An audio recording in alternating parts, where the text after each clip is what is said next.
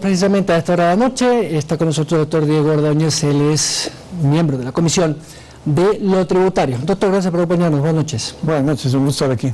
Doctor, ¿por qué no entró a la Comisión del Régimen Tributario el proyecto y fue a la otra comisión? Bueno, es una decisión del CAL, ¿no?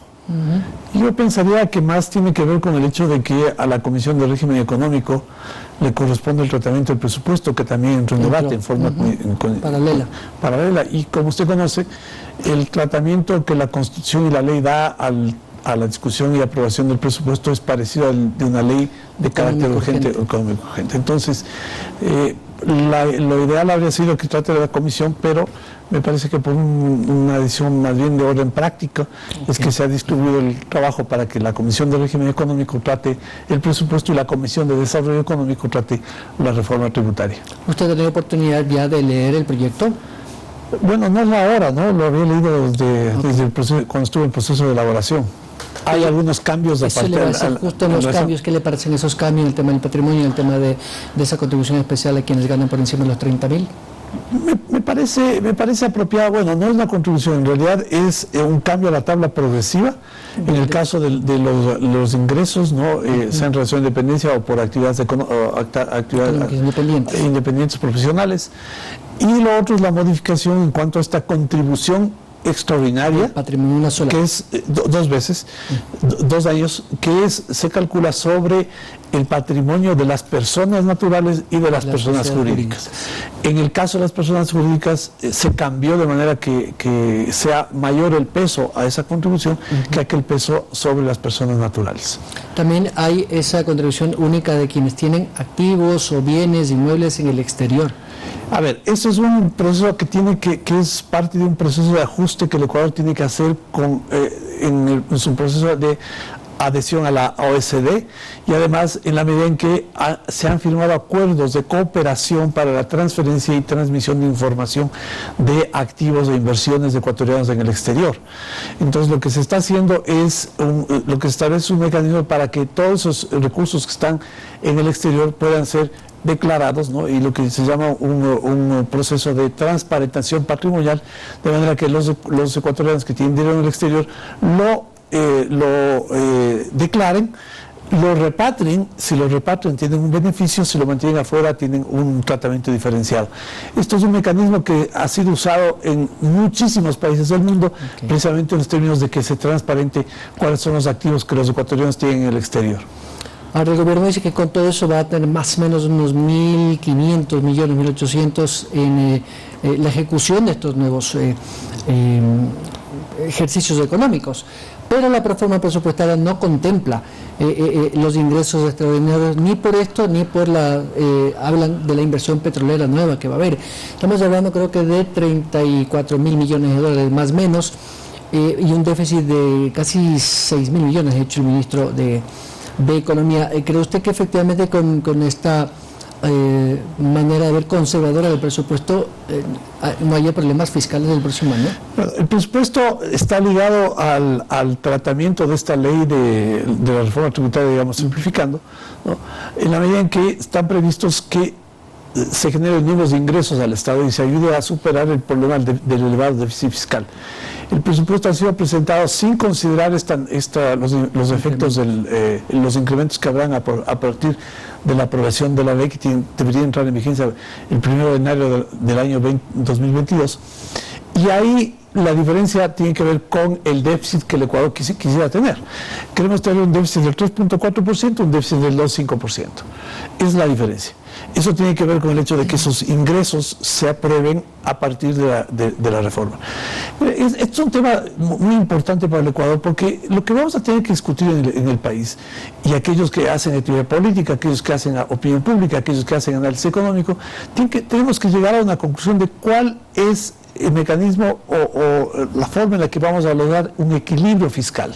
Esto es que exista correspondencia entre los ingresos y los egresos. Y esto se hace primero por la contribución de las personas, ¿no? Ya por la optimización del gasto, ¿no? Pero de manera que todo esto nos permita al Ecuador en el mediano y largo plazo una reducción del nivel de endeudamiento y una reducción de la necesidad de generar más crédito para financiar el déficit. Entonces, me parece que es fundamental que en el proceso de análisis no se pierda de vista lo que tiene que ver con los conceptos que están en la elaboración del presupuesto general del Estado y los ingresos que tienen que ver con la reforma prevista, que está prevista en la reforma tributaria. Doctor, en la Comisión de lo Tributario hay pues de todo un poco. Quienes podrían estar más o menos con la misma filosofía, el espíritu de este proyecto podría ser, además de usted, por supuesto, las amistades de Chiriboga y tal vez de Zambrano, pero no sé si los otros componentes estén a favor de nuevos impuestos, dicen ellos, ¿no? Nuevos impuestos. No sé cómo usted la correlación de fuerzas para una revisión más técnica del informe. Bueno, esto me parece fundamental, ¿no? Esto es que el debate sea un debate técnico. Claro. Un debate técnico. Las cifras están ahí, ¿no? Las cifras están ahí y al final del día lo que tenemos que cuidar es cómo garantizamos tener un presupuesto que permita cubrir los egresos y los gastos que el Estado tiene que hacer. Y la pregunta es, bueno, si queremos reducir, aumentar gastos en un sector y no tenemos el dinero suficiente, pues simplemente preguntar de dónde quieren recortar. Y el gobierno ha hecho un esfuerzo en mantener salud, educación, con el incremento que establece la Constitución, ¿no? Una optimización en la planta, en el ingreso en el incremento del gasto corriente, ¿no? Y todo este esfuerzo, pues me parece a mí que es algo sobre lo cual tenemos que reflexionar profundamente en términos de lo que le decía hace un momento, en mantener el equilibrio fiscal. Ahora bien, en la comisión sin duda hay opiniones discrepantes, ¿no? Algunos, por ejemplo, el Partido Social Cristiano ha dicho que nada que tenga que ver con el incremento de contribuciones, aun cuando sean estas excepcionales y emergentes como para cubrir el déficit generado por la atención que el gobierno tuvo que hacer en la vacunación, ¿no? Y la comisión al final lo que hace es preparar un informe y la correlación de fuerzas más bien está hay que observar cómo se da en el Pleno. Okay. Es ahí donde se va a aprobar o no tanto la reforma tributaria, que depende mucho de los votos, cuanto si existen o no observaciones en la aprobación del presupuesto del Estado.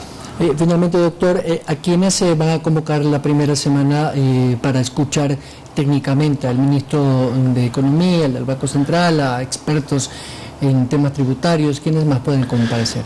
Bueno, en cuanto al presupuesto, mi sugerencia ha sido que se convoque a una comisión técnica del Ministerio de Economía para revisar a profundidad los componentes tanto en la columna de los ingresos como en la columna de los egresos y que encontremos la lógica técnica, la racionalidad que se requiere para llegar a la conclusión de que es un presupuesto que inevitablemente es el que el Ecuador puede tener.